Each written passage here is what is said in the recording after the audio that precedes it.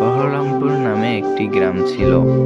সেখানে রমেশ নামের একজন কৃষক বাস করত। সে ছিল খুবই কর্মঠ এবং সৎ। সে সারাদিন খেতে কাজ করত আর দিন কাটাতো। প্রতিদিনের মতো রমেশ আজকেও খেতে কাজ শেষ করে বাড়ির দিকে রওনা শুরু করলো। রমেশ এক পর্যায়ে বাড়িতে পৌঁছে গেল এবং তার গিন্নিকে বলতে শুরু করলো। কই গো গিন্নি, আমাকে চারটা তাড়াতাড়ি খেতে দাও। আমাকে তো আবার বাজারে যেতে হবে। বাজার না করলে কালকে আবার খাবো কি, সে কথাও তো মাথায় রাখতে হবে, তাই না? আচ্ছা ঠিক আছে, দিচ্ছি দিচ্ছি খাবার। তুমি হাত মুখটা ধুয়ে ঘরে গিয়ে বসো, আমি এই এক্ষুনি খাবার দিচ্ছি। ওগো, তোমাকে অনেকদিন ধরে একটা কথা বলবো ভাবতেছি, কিন্তু বলা হচ্ছে না। অনেকদিন তো হয়ে গেল বাপের বাড়ি যাই না। এবার একটু আমাকে বাপের বাড়ি নিয়ে চলো না গো।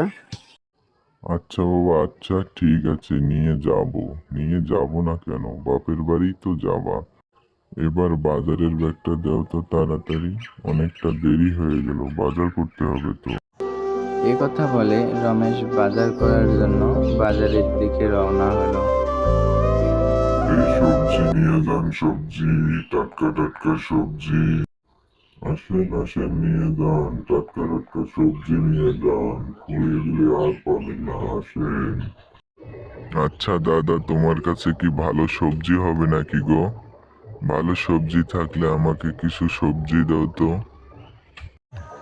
তারপর রমেশ সবজি নিল এবং বাড়ির দিকে রওনা শুরু করলো।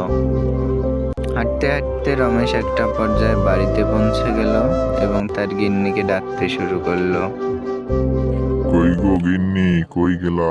এদিকে আসো তো তাড়াতাড়ি।